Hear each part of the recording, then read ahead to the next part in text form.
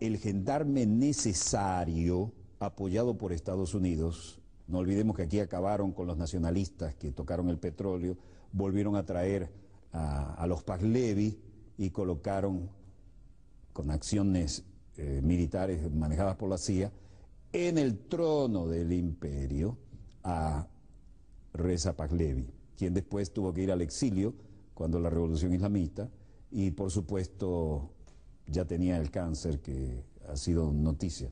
Pero ¿cuál era la sensación de lo que estaba pasando aquí? ¿Y por qué, por ejemplo, la guerra entre Irak e Irán?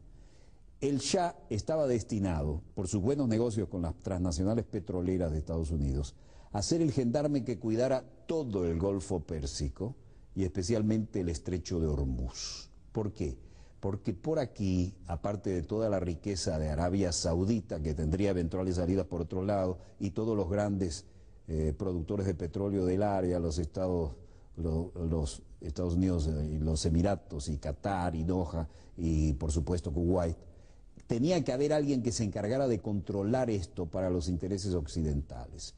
Entonces al Shah se le vendía, y era un gran comprador, se hacían grandes negocios con el armamento, todo lo que pedía. Incluso en ese momento Estados Unidos le vendió los F-14, le vendió todo el equipaje que necesitara para tener la cuarta o quinta fuerza militar del mundo en ese momento, porque por aquí sale el 40% del petróleo que consume el mundo.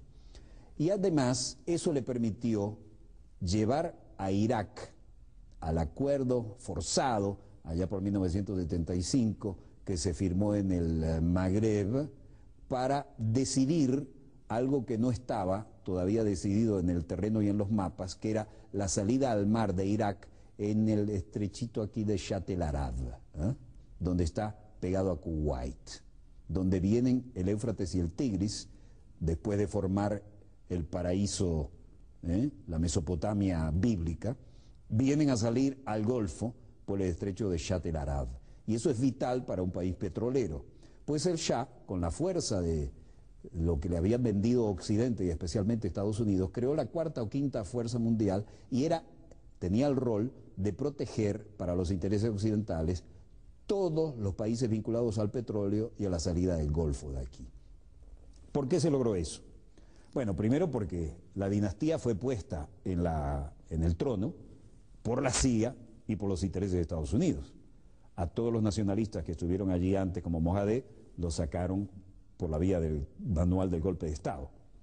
Pero cuando Saddam Hussein llega a Irak, cuando los ayatolás logran tumbar lo que parecía intumbable, la dinastía de los Reza Pahlavi allí, Saddam Hussein dice, bueno, esta es mi oportunidad, está debilitado Irán, vamos a cobrarnos ese brazo torcido que nos obligó a firmar los acuerdos de Shatt el Arab y perdimos ahí el control de la salida al Golfo. Y entonces comienza la guerra entre Irak e Irán, aquella que nos tocó cubrir desde el Golfo hasta la frontera con Turquía. Y en esa oportunidad se pensó que con la fuerza que venía acumulando Saddam Hussein, que en ese momento era el niño mimado de Occidente, y les vendían sus armamentos tanto británicos como estadounidenses, él dijo, este es el momento de recuperarnos de ese tratado que nos obligaron a firmar cuando era el sargento necesario del Golfo, el Shah de Irán. Y ahí se produce esa dilatada guerra de 8 años, donde por cierto, no como ahora, la industria petrolera estaba produciendo mejor aún en guerra en Irak. Y ahí viene el desgaste. ¿Por qué? Porque cuando Irak mataba, pongamos una cifra horrorosa y teórica, 20.000 iraníes, venían 40.000. Y cuando le mataba más, le lanzaban más. Y en esa guerra de desgaste se empantanó. Ahí empiezan a cambiarse todas las reglas de fuego. Y cuando sale de esa guerra, absolutamente hundido económicamente, le pide a Kuwait, que era la provincia irredenta históricamente, porque pertenecía al Imperio Otomano, igual que si fuera una provincia más de Irak, como si fuera el Esequibo de Irak. Entonces es cuando llega el momento en que le dicen, necesitamos ayuda económica, se la niegan y dicen, bueno, yo paré a los ayatolás, ustedes necesitaban tranquilidad en el Golfo y ahora no me van a ayudar, invade Kuwait. ¿Por qué invade Kuwait? Porque una embajadora estadounidense, ya era raro una mujer en esas circunstancias, le da a entender que si Irak se lanza contra Irán, eso lo considerarían un problema entre musulmanes o entre árabes, aunque los iraníes sean persas, ¿no? Parece que Saddam Hussein cogió la seña equivocada que querían, se lanza contra Irán y después lo demás es historia, ¿no? El poder militar que tenía el Shah, cuando era la pieza clave mimada por los vendedores de armas y por los políticos de Estados Unidos, es lo que ahora veremos reflejado en una actitud de Irán donde demuestra que puede mantener en vuelo todo ese viejo material en la segunda fase de las maniobras y además crear y poner a volar su propio avión de combate. Por eso decía que van a haber aviones que parecen pasados de moda, pero lo que tienen adentro en su actualización y su mantenimiento es una historia diferente. Aquí se empieza a mostrar cuál es la intención de la gente que está en el proceso de sacar adelante una fuerza aérea tan rara como los F-5, los F-14, los viejos Phantom que se usaban en Vietnam, que tenemos una serie de F-5 despegando. Nosotros también los tenemos y es un noble avión que tiene un perfil muy bajo en el radar y además es sumamente utilitario y que permite, actualizándole la aviónica igual que al viejo Phantom, sacar adelante una situación. Y el F-14, fíjense ustedes, eso no se lo vendían a nadie, excepto Israel desde luego, pero se lo vendieron al Shah.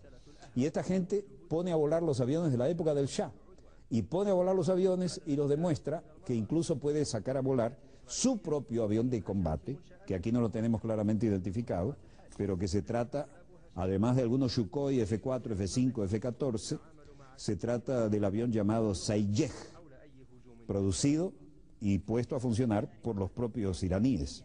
Estos ejercicios, Krifush, tienen carácter periódico anual y se llevan a cabo para elevar el nivel de calidad de los jóvenes pilotos de estas fuerzas y poner a prueba las bombas inteligentes que ya son fabricadas por especialistas nacionales. Ahora vean esto, ¿cómo estará la situación en Irak? Esta es una demostración en contra de Estados Unidos. Y dicen los líderes que están en la línea de Moqat al-Sadr, no tenemos nada contra chiitas, sunitas, ni contra cristianos. Lo que sí tenemos mucho es contra Estados Unidos y lo queremos fuera de Irak. Imagínense esto. Esto no sé si lo mostrarán las cadenas estadounidenses en esta recta final de las elecciones.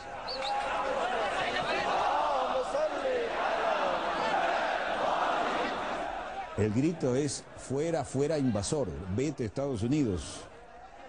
Y el texto de un documento de protesta fue leído por el jeque Hadi al-Muhammadawi, uno de los ayudantes de Moqat al-Sadr, dice: es un mensaje para vosotros, hermanos del Parlamento.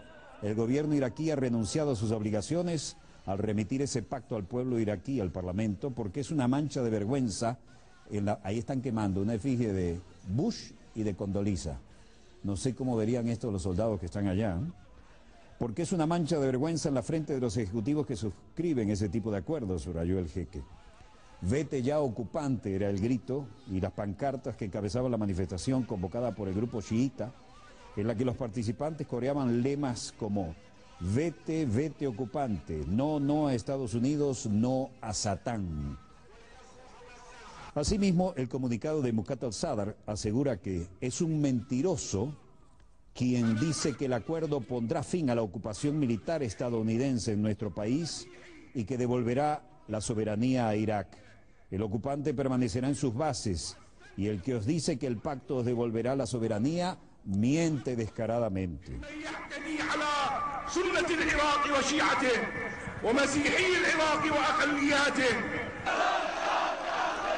El pacto tenía que definir el futuro a largo plazo de la presencia de las fuerzas estadounidenses en el país a partir de finales de este año. Mientras tanto, las informaciones que provienen de Corea del Sur hablan de una inusual actividad en los medios en Corea del Norte, en Pyongyang, que podría preceder a un importante anuncio en medio de puras especulaciones, que esa es la verdad, sobre la salud del elusivo Kim Jong-il, que hace bastante tiempo no aparece ni siquiera en un video. Así lo hizo saber el vocero del Ministerio para la Reunificación. Recordemos que entre ambas Coreas hay, aquí está, las viejas tomas de archivo de Kim Jong-il no aparece prácticamente nada de los últimos tiempos, lo que daría pie a las especulaciones de que podría haber tenido un derrame cerebral y lo habría dejado incapacitado. Desde entonces son los mismos pietajes, los mismos videos los que aparecen, y hasta ahora nadie ha dado una definición oficial del estado de salud de Kim Jong-il, a quien vemos aquí en épocas mejores, por lo menos para su salud, cuando era secretaria de Estado la señora Albright, cuando recibía, este es un hombre que se negaba a volar en avión, y me imagino que hay que decirlo en tiempo presente, se niega a volar en avión porque, al igual que su padre,